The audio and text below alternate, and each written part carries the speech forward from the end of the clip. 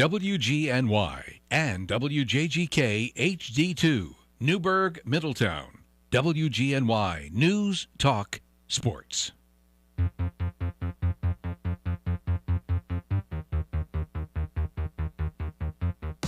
Hello, ladies and gentlemen, and welcome to another amazing Thursday edition of Jake's Hot Takes.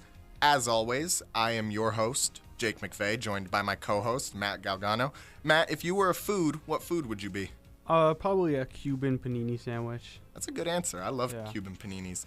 Anyway, we got a great show in store for you today. We're going to be recapping the rest of the divisional games that happened last Sunday. It was really great batch of games, if you ask me. It was a great batch of games, honestly. Definitely the most exciting round of the playoffs so far. Absolutely. The wild card games were a little iffy, but this game, this slate of games definitely did not drop the ball.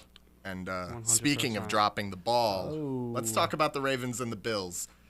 I cannot imagine what it must be like to be Mark Andrews right now. Yeah, and life is definitely not good for MA89 right now. I mean, he single-handedly choked that game away for the Baltimore Ravens. You say single-handedly. There was a lot more going on. At the end of the game, they were Yeah. rolling, and he was the only part of the offense not clicking at the end of that game. Yeah, but if it came down to one play, there were a lot of things you probably could have done better. Because he had that costly fumble on the previous possession, and then he had probably one of the worst drops in NFL postseason history. Okay, you're being really harsh on a guy that has been nothing but a reliable target for Lamar Jackson pretty much his entire career. Until last Sunday. Yeah, but I mean, there was a lot more to that. The ball was wet. Look, I'm a Mark Andrews defender, all right? I really like Mark Andrews. I got love for tight ends. If you're a tight end in the league, I immediately am willing to give you some pass because, yes, was it a terrible fumble? Absolutely. Was it a terrible drop? Absolutely.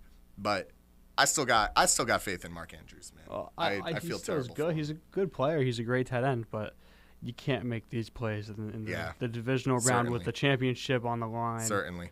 It was a tragedy. The Bills defeat the Ravens 27-25 with a heartbreaker as the Ravens drive downfield with just a few minutes left to spare, and Mark Andrews drops the extra point that would have tied up the game. Granted, you were still giving the ball back to Josh Allen with about 2 minutes left on the clock. True. Not a guaranteed win, but it was a guaranteed loss once Andrews lost hold of that ball. Very true. What did you see from this game, Matt? Well, I thought the Bills looked pretty good. I didn't think they relied on Josh Allen too much in this game as much as they wanted to, or as much they didn't want to, because I really feel like they're saving Josh, and they're saving Josh's legs, especially for this game against the Chiefs coming up this Sunday. Yeah. Still a good win for them. Khalil Shakir jumped up in a big way. He became their number one in this game. And Josh can still spread the ball out good. James Cook had a good game on the ground. And they still get some good use out of their other two running backs, Ray Davis and I'm forgetting his name, but they have another running back that is pretty good. Ty Johnson. Yeah. Ty Johnson, that is pretty good. So, good game from the Bills. Just the Ravens had too many mistakes and honestly, a lot of the players on the Ravens had good games too, but they made too many mistakes to really cover that. I was looking at the stats from this game, and I was shocked. Let me give you a quick list of the statistics that the Ravens outperformed the Bills in. Yeah. They had more passing yards. They had more rushing yards. Lamar Jackson had more completions. The team had more first downs. They had more third down conversions. And they led in yards per play. Lamar outperformed Allen pretty much on every front. Henry outperformed James Cook on pretty much every front. Isaiah Likely outperformed Khalil Shakir. Those were the top two receivers or receiving players on either team. And the Ravens still lost. Yeah, the Ravens outgained the Bills in this game, 416 yards to 273 yards. And this is one of those games that kind of goes down as an anomaly in the heads of a lot of casual fans. They watch this game and they say, how did the Ravens manage to statistically outperform the Bills on almost every front and still lose the game? Well, I'll tell you how. It's the turnover battle. The Ravens turned it over 3 times, and the Bills turned it over 0 Absolutely. times. And another thing that I've noticed is, you can tell me if I'm off base here, but I think we're witnessing, over the course of this playoff run, I think we're witnessing Josh Allen mature as a football player in a really special way. I think so. And it kind of, and I hate bringing this back bringing it back to him all the time. But it kind of reminds me of Mahomes' development as a player, where you saw him, he was going out and making really flashy plays. Every other play was a highlight. It was the big play every single time. But now both Mahomes the last couple seasons and Allen over the course of this postseason run, they've kind of matured into a quieter.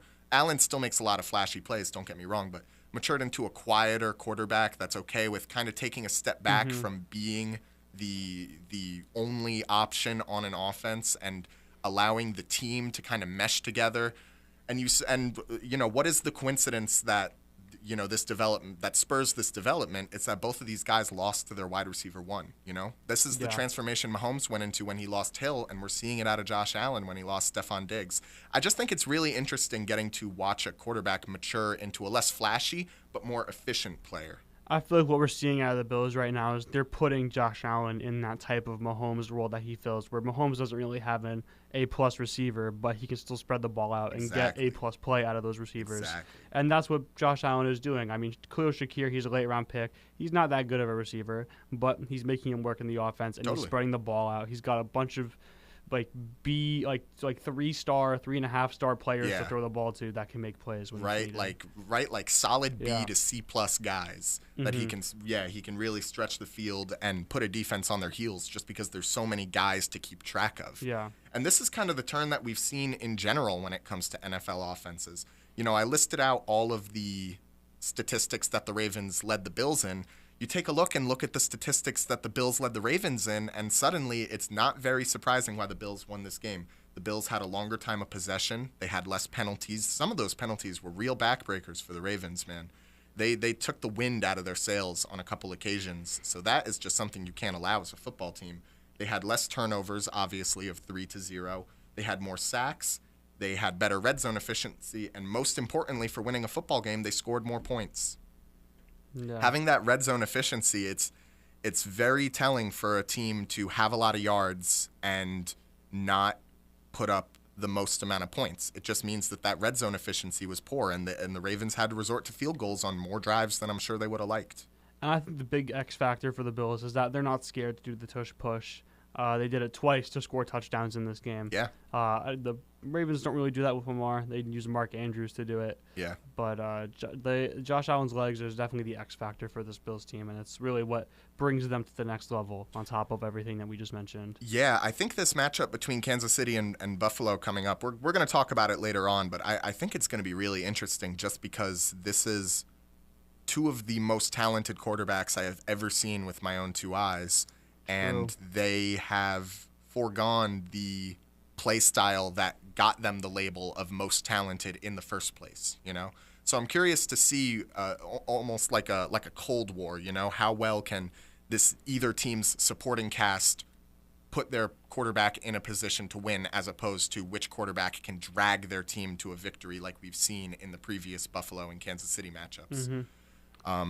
One quarterback that we should be talking about right now, though, is Lamar Jackson. I think I've seen enough. I think it's finally time to label Lamar Jackson what he is, and that is a playoff choker.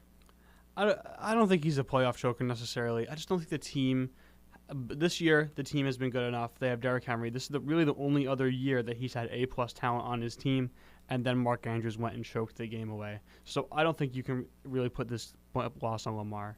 Lamar had a pretty bad interception in that Bills game that definitely turned the tide of the game.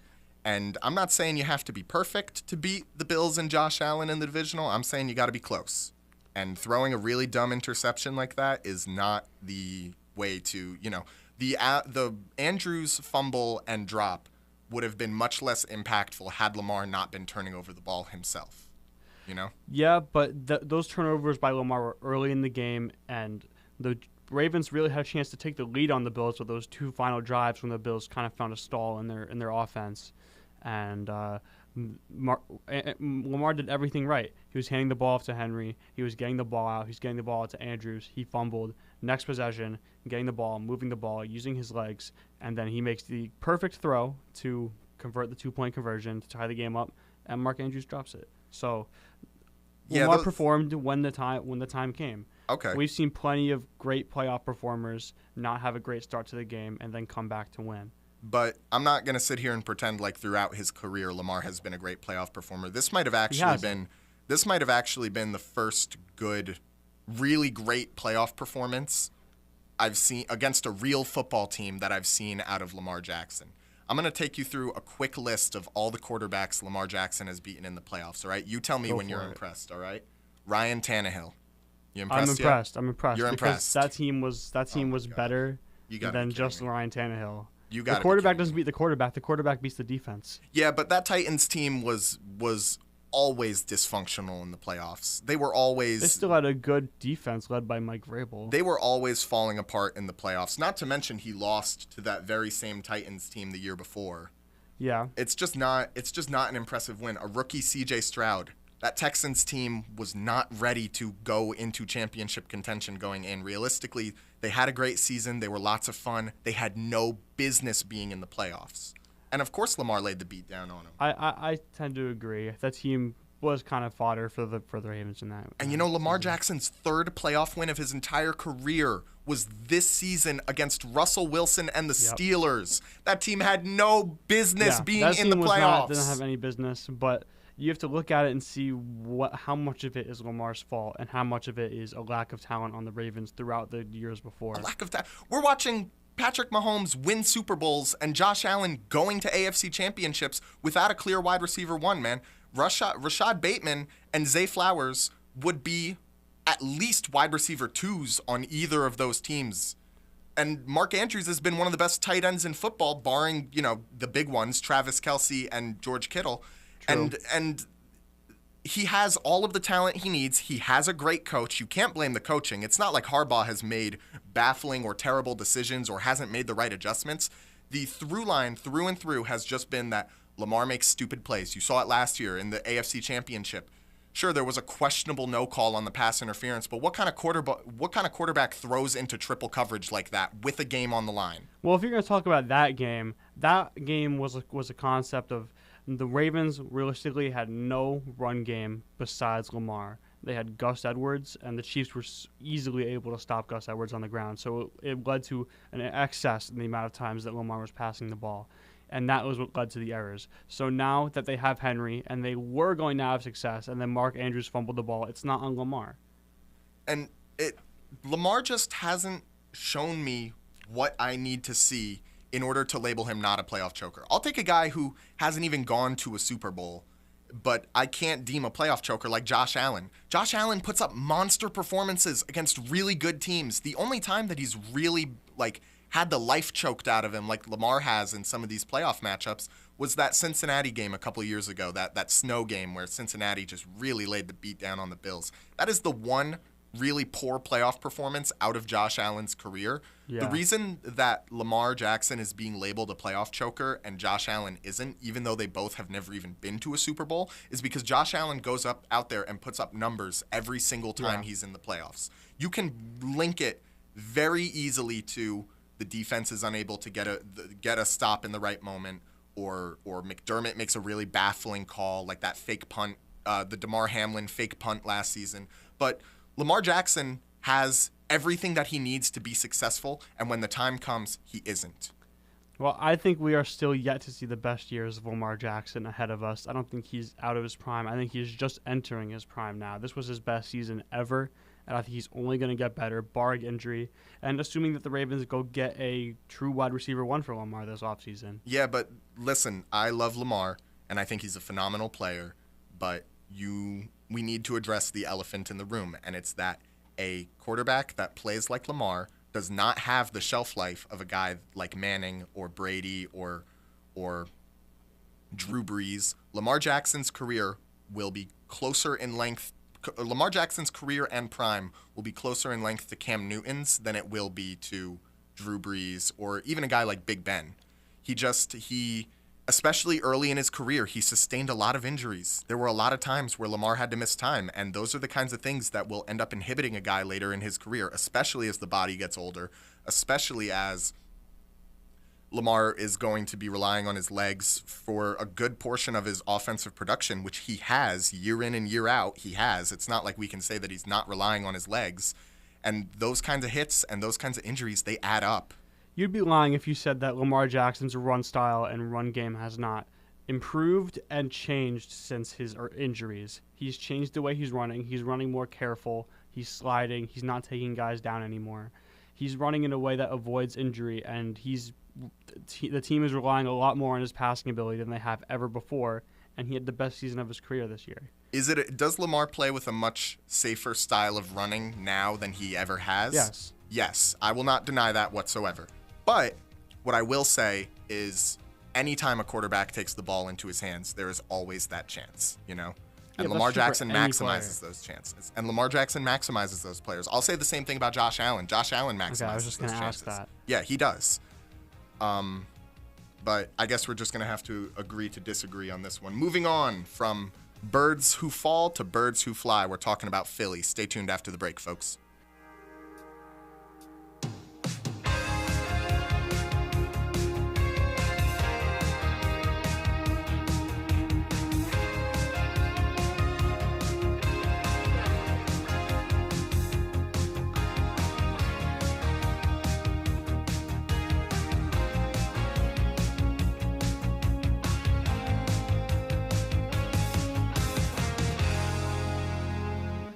Thinking about remodeling your kitchen or bath? Wayne's Way Wholesale Cabinets has a great selection of all wood cabinets in the styles and colors to make your remodeling dreams come to life. Go to wayneswaycabinets.com for more info. Wayne's Way Cabinets, 1829 South Road, Wappingers Falls.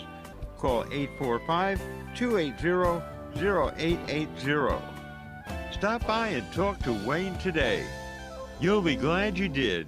CDS Auto and Truck Repair is your 5-star one-stop shop for all your vehicle's needs from A to Z, offering full vehicle diagnostics. Towing is available, and they now offer fleet service. CDS Auto and Truck Repair. Call 845-563-9987. That's 845-563-9987. CDS Auto and Truck Repair, 2917 Route 9W, New Windsor. Storage Bar Self-Storage is a temperature-controlled facility in New Windsor. Demands for storage tend to be driven by many life changes. Box, organize, save, simplify. Servicing business, organizations, military, and residential customers. Convenient, economical, and clean. Military, veteran, public safety, local business, and senior discounts offered. Call 845-562-BOOK or 845-562-2665 to reserve your unit today. You've long known that Newburgh Auto Spa on Route 17K utilizes top caliber products and the latest technology to give your vehicle the proper maintenance it needs. Whether it be a computerized soft cloth car wash, detailing consisting of a comprehensive bumper-to-bumper cleaning of your entire interior and exterior, or a fuel-efficient oil change from a trained technician, Newburgh Auto Spa is the place to go. Now, Newburgh Auto Spa is a full-service automotive center. That's right, Newburgh Auto Spa now offers tires, brakes, rotors, tune-ups, alternators, and more, all with the same professionalism and quality you've become accustomed to. For a full list of automotive services offered in specials, go to NewburghAutoSpa.com. Whether you need a basic car wash, a quick oil change, or now more extensive automotive service, Newburgh Auto Spa is the place to go. Newburgh Auto Spa, quick, convenient, clean, located at 86 Route 17K and online at NewburghAutoSpa.com. Now offering a full range of automotive services. Newburgh Auto Spa, quick, convenient, clean. Need a new oven? Then the place to go is Michael's Appliance Center. They are committed to providing excellent value and service. Whether you need a stove, washer and dryer, or refrigerator, they offer a multitude of products in every price range. Customers at Michael's Appliance Center receive exceptional guidance and support from their highly trained, knowledgeable sales staff. Shop for appliances ranging from dishwashers to outdoor grills. Visit Michael's Appliance Center, 585 Main Street in Middletown, or go online to michaelsappliance.com.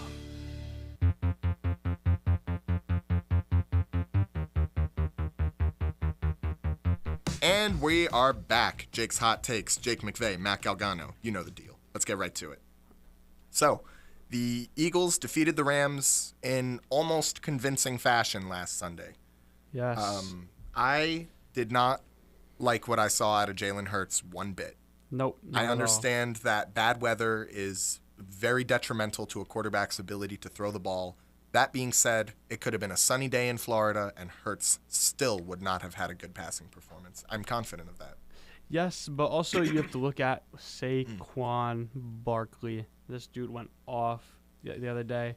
He had over 230 yards. This guy's crazy. Crazy stat. Against the Rams this season, they've played twice. Saquon has 534 yards of total offense. That's running up and down the field 5 times and then some. And 4 touchdowns of 60-plus rushing yards. I mean, this guy's crazy. He's the Rams fans' worst nightmare. It's getting harder to hate Saquon Barkley every day. Yeah. I hate him for what he did to New York. I understand that the organization was completely dysfunctional, but he knew what he was doing when he went to Philly. He knew what he was doing. He could have gone to any team. Any team would have had him. No, can't blame him. But that's not what we're here to talk about right now. The Rams were just a hair away from being able to squeak something out. Yeah, they were.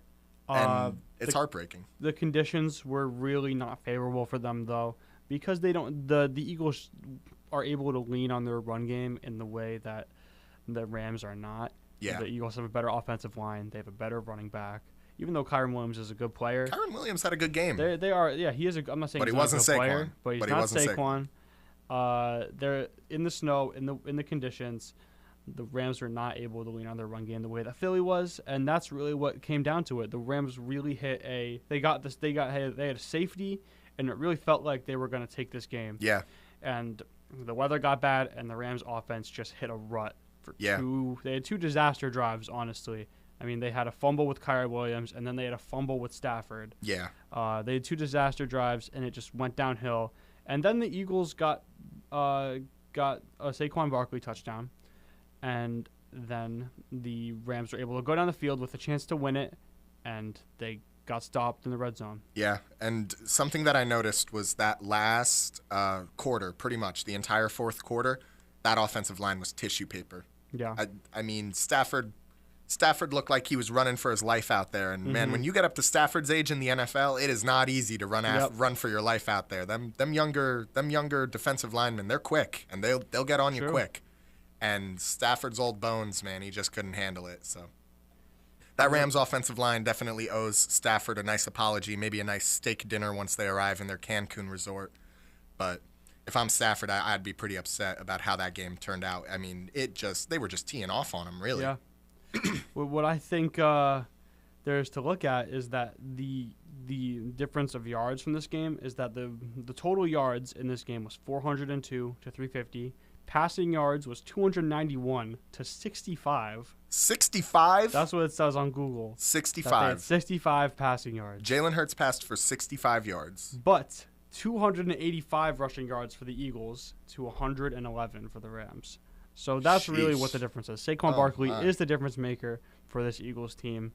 He is absurd. But even when they shut down the pass, Jalen Hurts is still a threat to run. He had a huge rushing touchdown. I saw that in the first quarter of this game. Yeah. So that's where Jalen Hurts' X factor is. But Eagles were able to squeak this one out, and they'll take Washington next week. Yeah, but there's a lot of silver lining for LA with this game, I would say. Stafford still looks like he's got it. I'm confident in Stafford's ability to start for this team for just a few more years. I agree. There was a couple, retirement rumors floating around, but I think with this performance, Stafford has kind of put those to bed. Secondly, for the Rams, Puka Nacua. He's good. Wow. He is good. Seriously, how did this kid fall all the way down as late as he did in the draft? No idea. 6th round? He was a 6th round, he was a 5th rounder? pick. That's ridiculous. Yep. I mean, teams now would be all over this guy. He had a phenomenal game. He had an absurd catch late in the game. I saw that. To set the Rams up in the red zone. Like, oh my goodness, how do you even come down with that? It was one of the most flashy, one of the most spectacular catches I've seen in recent times. And he just does it like it's nothing, man. He goes out there. The thing that I love about Puka is that he is not a diva wide receiver or a drama wide receiver whatsoever. He plays. He just goes out there and plays football. There's nothing about it.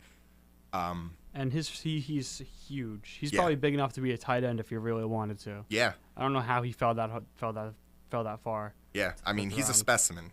I'm sure Yeah. there's lots of really big guys at their positions late in the draft that don't have the footwork or the knowledge or really just the talent. They're just kind of big bodies. But man, Puka's just nuts.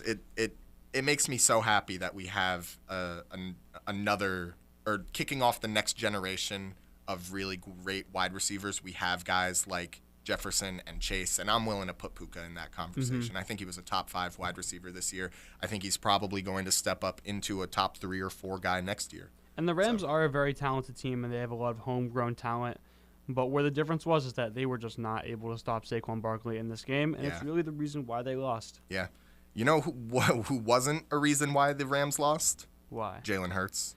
Yes, Jalen Hurts was. He had a rough game. I think it's time to start having a conversation about Jalen Hurts, a very serious conversation. Yeah. We're pulling Jalen Hurts into the metaphorical principal's office. I think the discussion around Jalen Hurts needs to be, can he allow the team to win? Not can he cause the team to win. Is he going to play good enough to not hold back the rest of the team? Because this Eagles roster is so good at almost every position except for quarterback. And that's what makes me really worried. I don't even know if Jalen Hurts is a top 10 quarterback in the league right now. He's not a top 10 quarterback in the league right now. And I think that Jalen Hurts' passing ability is quite literally the only thing that's holding this Eagles team back. Yeah. But I think that he still affects the team in a positive way with his rushing ability.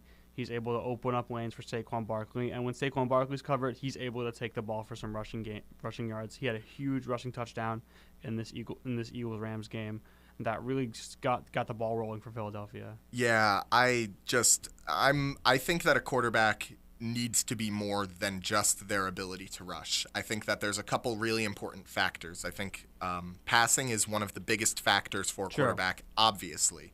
But having a lot of rushing upside is an effective strategy. You saw it with early Lamar Jackson and early prime Josh Allen highlights. Those guys were rushing threats, and it just causes defenses to constantly be on their heels, not wanting to allow them to go and make a big play like that. Even though I don't think Jalen Hurts is quite the rusher that Lamar or Allen is, he still does that for the offense. But I think one of the big things that really concerns me about Jalen Hurts on the field is the fact that he is not a leader for this team. I don't think so either. I don't think at all, because it seems like every time things aren't going well for the Eagles, the metaphorical dogs come out and they tear Hurts apart. You see it all the time. A.J. Brown doesn't get enough targets, so what does he do? He goes and he sits on the sideline and he reads a book. Yeah. Which is honestly a much more effective way to deal with your anger than going on the sideline and getting up in your quarterback's face and screaming at him and throwing a temper tantrum on the sideline, which is what A.J. Brown usually does. So maybe we're actually seeing A.J. Brown mature into a guy that can, get 14 yards in a playoff game and drop really crucial passes. I'm sorry. I'm so sick and tired of A.J. Brown and all of his shenanigans. The reading of the books on the sideline, the screaming in Hurts' face, the throwing tantrums and throwing fits and all this locker room drama. Hurts needs to be able to step up and put his players in place. You saw it all the time with the really great quarterbacks. And I know I keep on coming back to these 3 names, but Josh Allen was absolutely able to put Stephon Diggs in his place. I know he was a lot of drama, but Josh Allen could go and put Diggs in his place and get him back involved in the game. Mahomes does it with his receivers all the time. You saw it in the Super Bowl last year. Rashee Rice was getting up in his ear. He got right back at him and put him in a position to succeed. And Lamar Jackson is another guy that guys can rally around. There are so many quarterbacks who one of their main traits is their ability to rally the troops. And Jalen Hurts does not have that ability. So when we see the Eagles play from behind, don't be surprised when you see the dogs turn on Jalen Hurts and you see that team suffer. I think the biggest drawback of Jalen Hurts' passing ability is that he has not been able to get a lot of receivers involved in the passing game. Jahan Dotson has been basically a no factor for the Eagles this season since they acquired him. He's supposed to be a solid wide receiver 3, and he's caught 5 passes this entire season. He had a touchdown in the Packers game, but that was pretty much the only thing he's done as an Eagle. Yeah, and he was pretty good in Washington too. He wasn't really great wide receiver caliber, but he was good. He was serviceable. Did you know that Jalen Hurts has never thrown for 4,000 yards in his entire career? No, I didn't know that. Did you know that he's never thrown for 25 passing touchdowns in his entire career? Nope. If Jalen Hurts did not have that Super Bowl run, which, let's be honest, there were a lot more important factors that contributed to that run outside of Jalen Hurts. I understand that was the best year of Jalen Hurts' career, but the best year of Jalen Hurts' entire career is like a down year for any top 5 quarterback in the NFL right now. And if he didn't have that Super Bowl run under his belt, I think the conversation around Hurts would be very different. It would be, does Philadelphia need to move on for the sake of the team?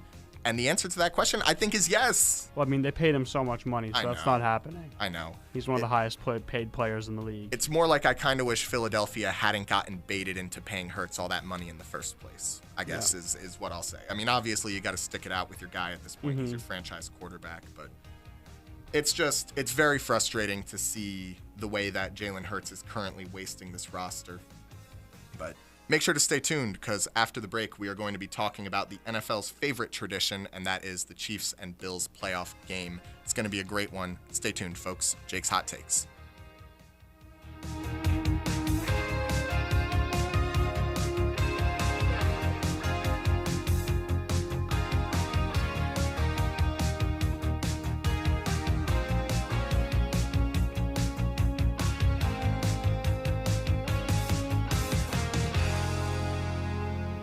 You know us for 50 years, Fishkill Wine and Liquor. We've been in the CVS Plaza, and we've been your trusted family-owned and operated store. Fishkill Wine and Liquor has the largest selection at the very best price in the Hudson Valley. When you stop by Fishkill Wine and Liquor, ask about our wine tastings and the sampling of other spirits. Don't waste your time at the other liquor stores that simply don't have it. Stop by Fishkill Wine and Liquor, 986 Main Street, Fishkill, conveniently located in the CVS Plaza. Oh, and make sure you tell somebody.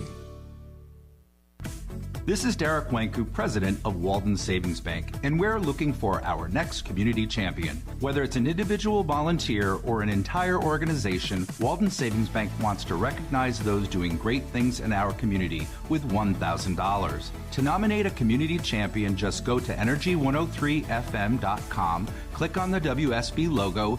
They could be our next community champion. Walden Savings Bank, your bank, our community, waldensavings.bank. Hi, I'm Mark Guido. For close to 60 years, the Guido family has been honored to serve our community and the wonderful people in it. Our mission has always been to serve the highest quality food and drink with the friendliest service at affordable prices. We promise to never depart from this goal, and at the same time, we are striving to meet your needs and changing tastes. My dad, Frank, and I, along with the entire staff, thank you for your patronage, your loyalty, and especially your friendship. The Port of Call in Catskill is closed for the season, and we will reopen in the spring. Of course, Frank Guido's Little Italy in Kingston, the most popular Italian restaurant in the area, is still open 7 days a week. Our mission has always been to serve the highest quality food and drink with the friendliest service at affordable prices. We promise to never depart from this goal, and at the same time, we are striving to meet your needs and changing tastes.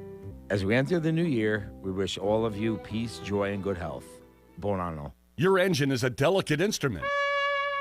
But if you don't change the oil on a regular basis, things have a tendency to go wrong.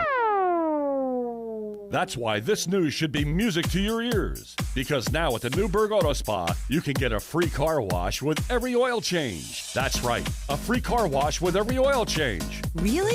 Really. Stop into their state-of-the-art facility today and find out what quality maintenance is all about. We all need to get oil changes, so why not get a free car wash to go along with it? And while you're at it, take advantage of their 15-point vehicle inspection free of charge. That should leave you on a very happy note. Newburgh Auto Spa, located at 86 Route 17K in Newburgh. For more information, call 845-567-0009, 845-567-0009, or go online to newburghautospa.com. That's newburghautospa.com. Newburgh Auto Spa. Quick, convenient, clean.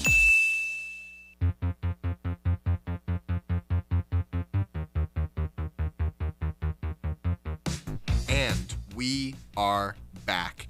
The biggest game of the year every year is coming up this Sunday. Very Chiefs true. and Bills Very true. in the AFC Championship game.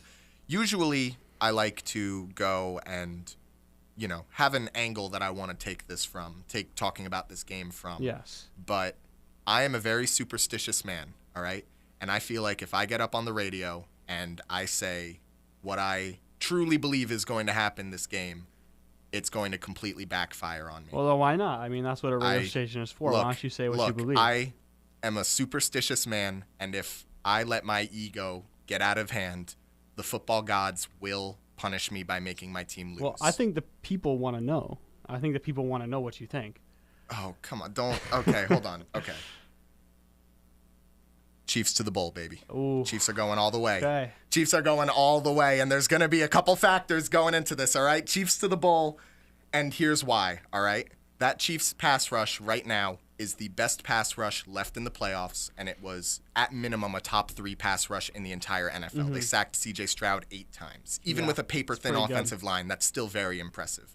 It's not like Stroud is a statue in the pocket. He can move, he can get mobile, and that defensive line is just so tenacious, and they just get after the quarterback so good. I would say the only team with a defense that's even close to the Chiefs is the Eagles, and even then, it's not that big of a difference. Yeah. And another thing, Travis Kelce has finally stepped into his role as the playoff safety blanket that we have seen out of him these last couple years. He had one of the best playoff performances of his entire career last week.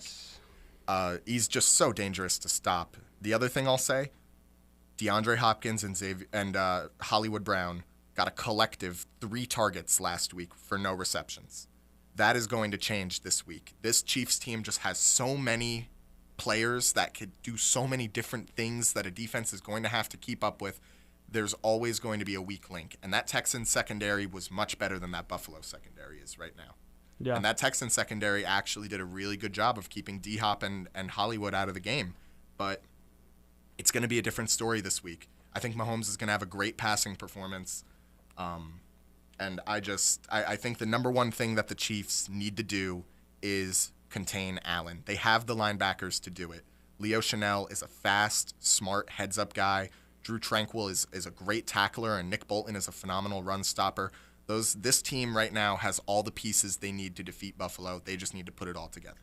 Well, I think that Josh Allen, the Bills are playing with a bit of a chip on their shoulder, you think, this game. Totally. They have a bit of a chip on their shoulder, and I think they were saving Josh Allen for this game. I think Josh Allen is going to have a great performance in this game. I think it's going to be a shootout, personally. I could see it. I think where Josh Allen's strongest strength is when he gets out of the pocket and he's the threat. He's either going to pass it or he's going to run it, and both options are pretty deadly for a defense. Yeah.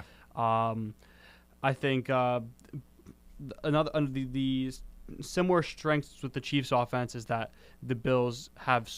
We talked about earlier that they have a lot of solid receivers. The Bills do. They have many solid receivers that can catch the ball, that can get open, and they allow Allen to take advantage of that and to do what he wants to do on offense.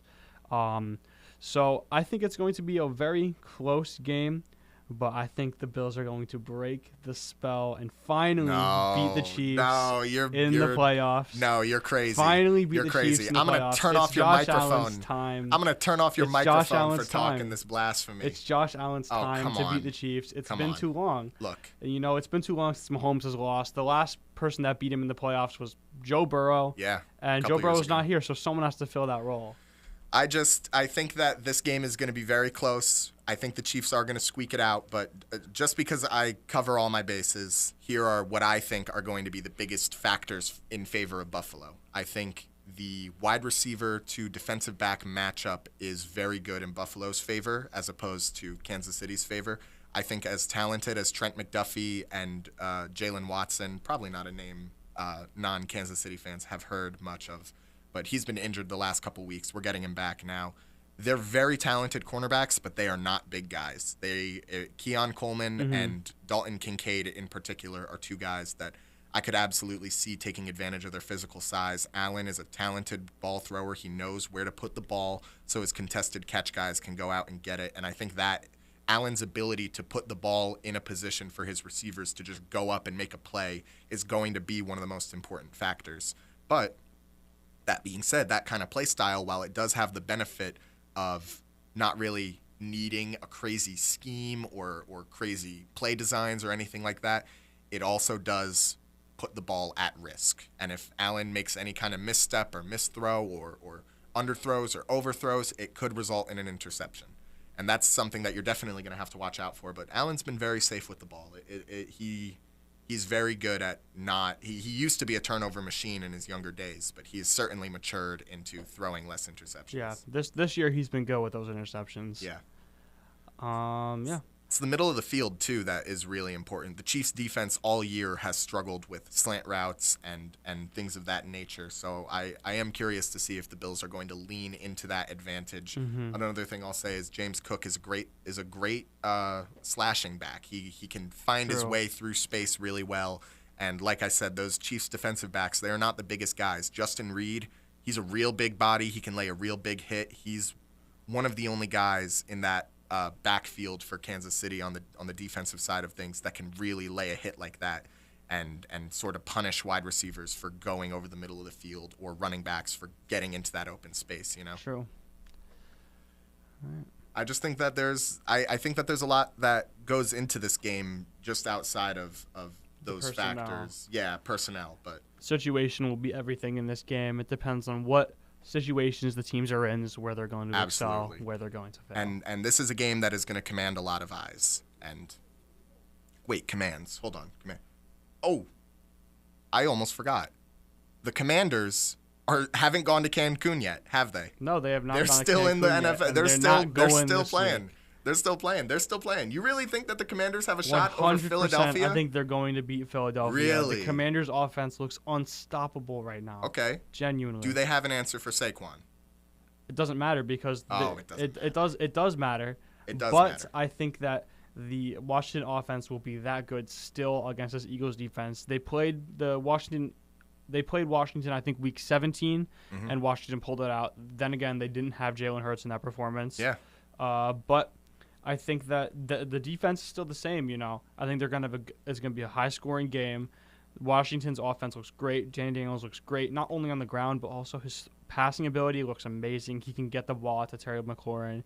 De'Ami Brown looks fantastic on the Washington Commanders. I just think that if a team doesn't have an answer for Saquon, they're not going to win the football game. And that might be a little short-sighted of me. Maybe I'm swinging it a little too far in the opposite direction. I've been very, very disrespectful towards Saquon these last couple weeks in my takes. But I just watch that guy, and I think if you can't at least slow him down, there's not a chance in any world that you're going to come out with that football game.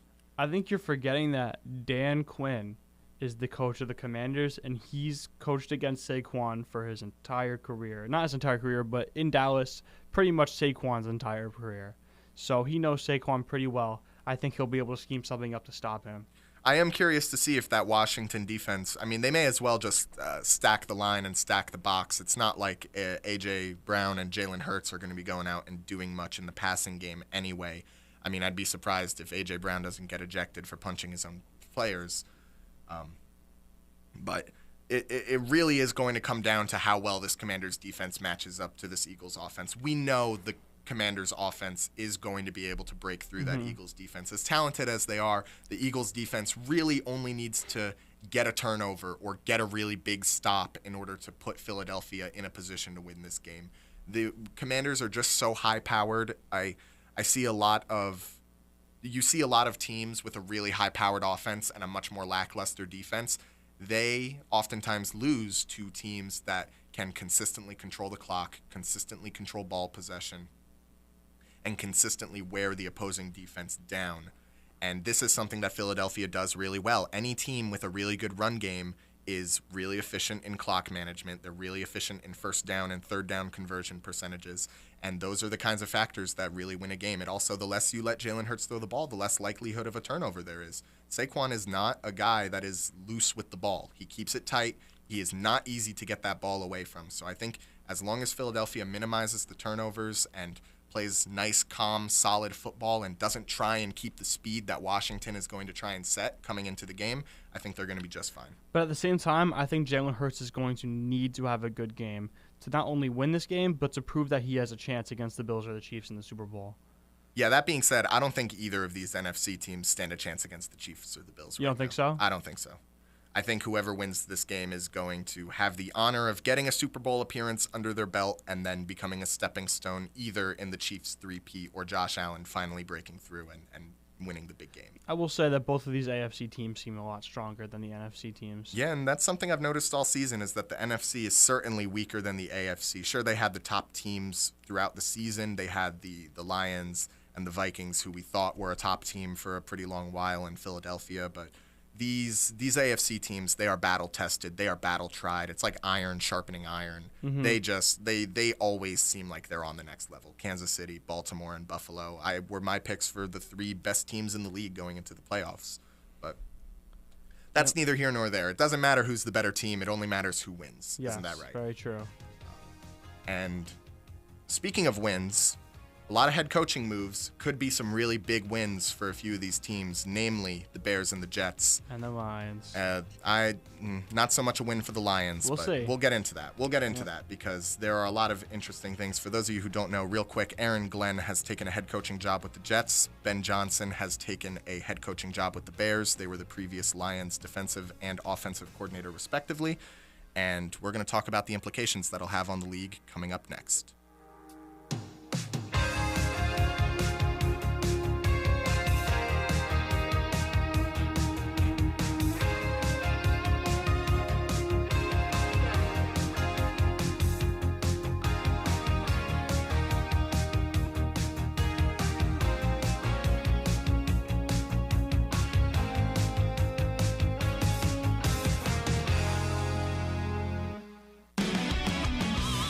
Tires? When you think tires, think Tire Discount Center. For over 50 years in 3 locations, all the brands, all the sizes. Want to accessorize your ride? Tire Discount Center. Need auto repair? Tire Discount Center. When you think tires, accessories, remote starters, heated seats, or auto repair and service, think Tire Discount Center and save time, money, and hassles. Dolson Avenue, Middletown, Route 211, Middletown, Broadway, and Monticello, and online at TireDiscountCenter.com. Tire Discount Center.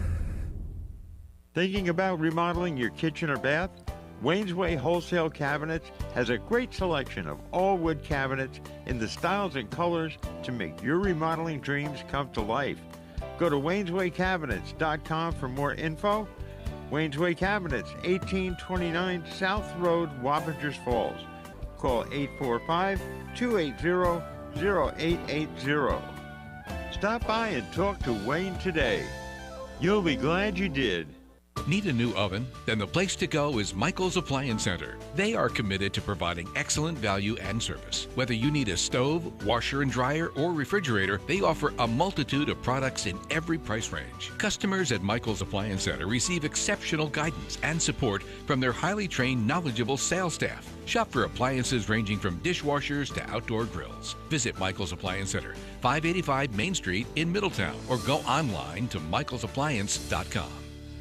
Welcome to a new shopping experience at Market Fresh. Market Fresh stocks more items for you to choose from, including fresh produce from local farms, and they give you more savings each week in every aisle. Whole pork spare ribs, $1.99 a pound. Tropical mangoes, 4 for $5. Scott bath tissue, 20-roll pack, $17.99 with club card. Discover a new shopping experience at Market Fresh, Route 17K Newburgh, Fulton Street, Middletown, and Main Street, Poughkeepsie. Open 7 a.m. to 9 p.m., Monday to Saturday, and 8 a.m. to 8 p.m. Sunday. Your life relies on power all day, every day. With winter upon us, winter-related storms and power outages disrupt your home life, work life, and more. Don't be left in the dark. Call Essential Power Systems, your local Generac automatic standby power dealer, protecting your family, home, and business. Already have a Generac? Ask about maintenance, monitors, and cold weather kits. Call Mike the Generator Guy for a free estimate. 845-227-0514. Online at EssentialPowerGenerators.com. Never be powerless. Get Generac by Essential Power Systems.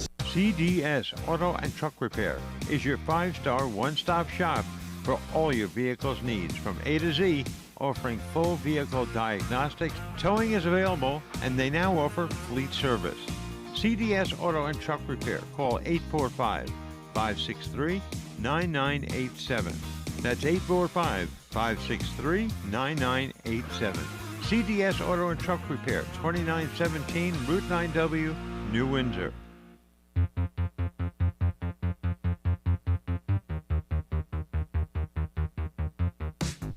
Ladies and gentlemen, it is complete madness in the NFL this week.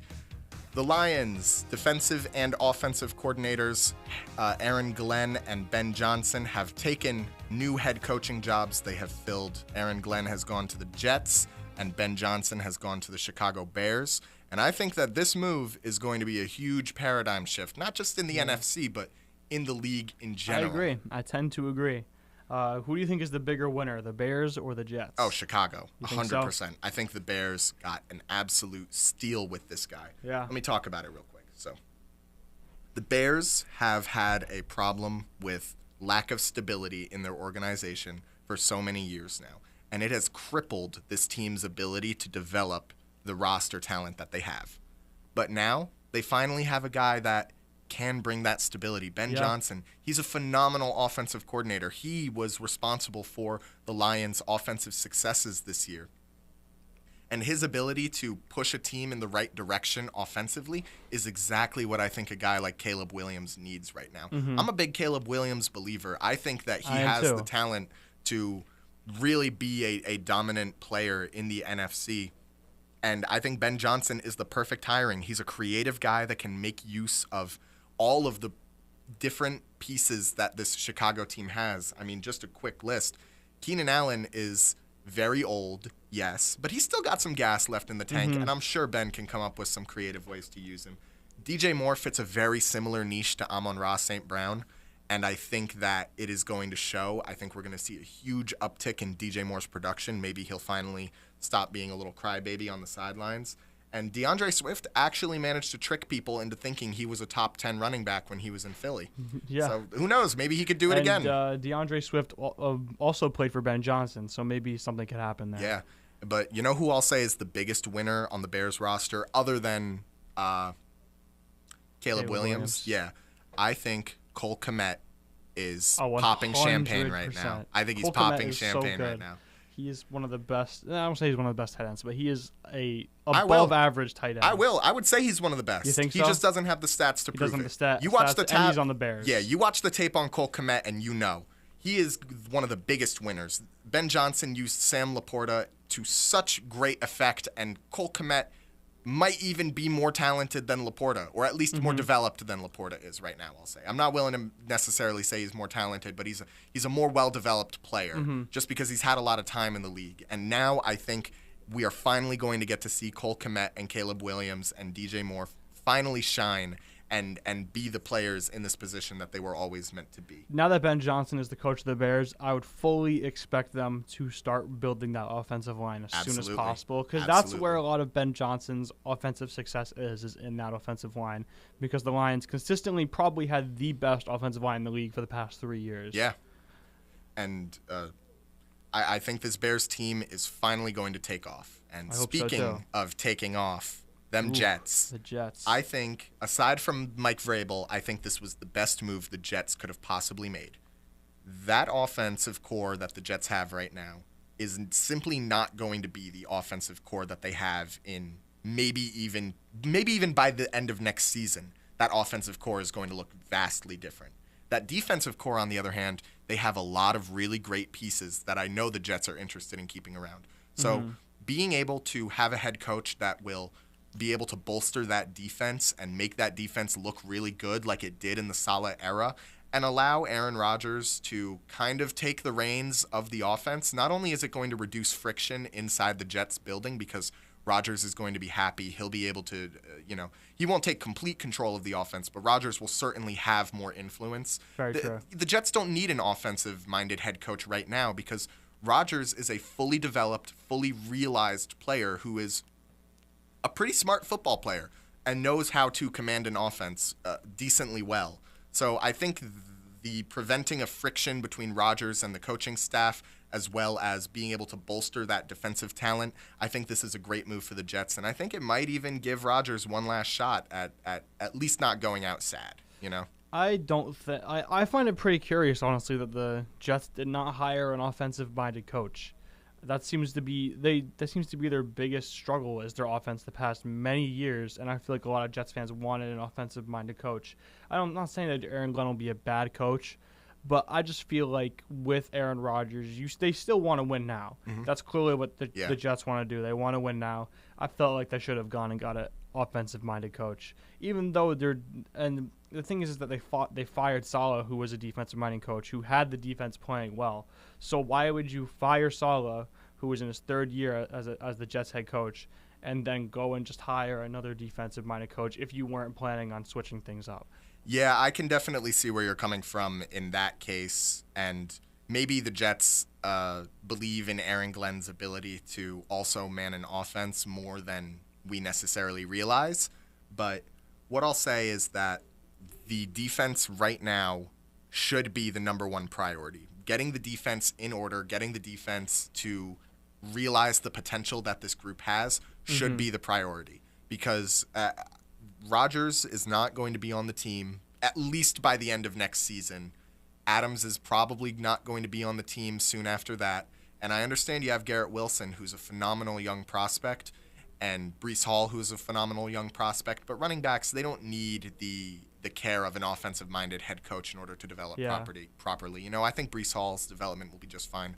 Unfortunately, though, I do see Garrett Wilson's development being stunted by this move, just because if Rodgers has more control over the offense, like I predict he will, he's going to be going to his old reliables. And it's not that Wilson doesn't fit that mold. It's just that Rodgers clearly especially throughout the second half of this season, Rodgers has clearly looked and felt more comfortable throwing the ball to Adams as opposed to throwing the ball to Wilson. So don't be surprised if you see Garrett Wilson take a step back and maybe even Devontae Adams take a step forward. Still an immensely talented wide receiver. I still think the offensive line remains to be the biggest question for this Jets team. It was very awful this year and last year and the year before that. So they need to make some big steps in this offensive line. Yeah, definitely. And the final important topic when talking about coordinators moving from team to head coach, how will this affect the Lions? I don't think it will affect them very much, honestly. And I know you're thinking, they're both of their coordinators are leaving. But this Lions team is still insanely talented, and they're only going to get more talent because they don't have a lot of free agents leaving this year. They're going to get talent this year, and teams with a lot of talent tend to draw in talented coordinators that want to coach for them to get their players to play well. And I think Dan Campbell will still have the same mentality no matter what with this team. I don't think it's going to affect them very much. Maybe next season they'll have a bit of a lull, but I think their players are talented enough to figure it out. The talent doesn't change. They still have one of the best receiving cores. They still have one of the best offensive lines. They still have the best running back tandem in the league. And when healthy, they have a lot of great defensive players. So I don't think it will affect them as much as people think it will. I actually think the contrary. I really think that this Lions team is going to suffer from this move. I mean, injuries are absurdly prevalent on the Lions roster, and I'll draw a comparison to another really dominant NFC team. Look at the 49ers. D'Amico Ryans leaves as DC. They lose their defensive coordinator, and they make the Super Bowl the next year. Okay, and then the year after that, okay, they lose D'Amico Ryans, and the roster deals with a lot of injuries. They make the Super Bowl, they lose, and then after that, the team does collapse. And I think Shanahan is miles more effective as an NFL head coach than Dan Campbell is, just because Shanahan brings a very different and very special way of running an offense that I don't think Campbell necessarily has the mind for. Can Campbell rally his guys better? Absolutely. But can he actually coach a football team better? I don't think so. I agree. I'm not saying that Campbell is a better coach than Shanahan, and Shanahan's teams have had more success. He's made the Super Bowl twice. But the 49ers collapse is different than what the Lions are going through right now. They collapsed for different reasons. The 49ers didn't collapse because of their coordinators leaving. They collapsed because of injuries, and their season was just a bad season. Yeah, but they lost a lot of stability on the defensive side of the ball with Ryans leaving. True. And a combination, and look at this Lions team. So many injuries. The reason the Eagles didn't fall off really hard when they lost their coordinators was because that roster is stable. They don't deal with a lot of injuries year in and year out. The Lions do. True. So yeah. I think this Lions team is a lot closer to a 49ers collapse than to an Eagles rebirth. So that's definitely just something you want to keep an eye out for. And that is going to do it for this Thursday's edition of Jake's Hot Takes. As always, I have been your host, Jake McVey, joined by my favorite co-host, Matthew Galgano. If you enjoy the show, tune in next Thursday. Not going to have an episode this Sunday. Sorry about it, folks. Next Thursday at noon for the next episode of Jake's Hot Takes. Listen to it on WGNY 94.5 1220 or watch it on our YouTube channel, WGNY News Talk Sports. I have been Jake McVey. This has also been Matt Galgano, and you have been lovely. Thank you for listening, and have a great day.